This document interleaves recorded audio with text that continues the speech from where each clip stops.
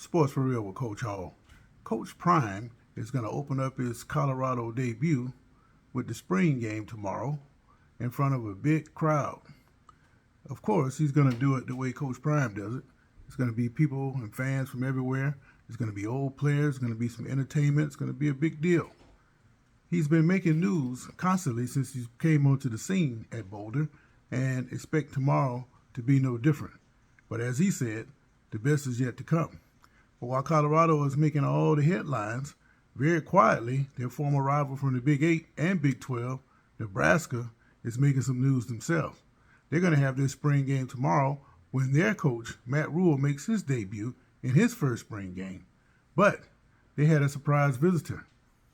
Nebraska is welcoming back Frank Solich. Frank Solich has been away from the program for over 20 years. You can't hardly blame him, especially the way he was ousted out of town by former A.D. Peterson. So, of course, he was bitter. But the man is getting up in age now, and he has said that it's time to bury the hatchet. And because of that, all weekend long, they're going to be honoring Frank Solich, the player, Frank Solich, the assistant coach, and Frank Solich, the head coach.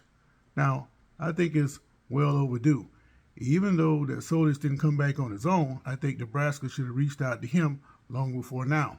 As I said before, when you fire a guy as successful and well-loved as Solich was, I think you put a curse on the program.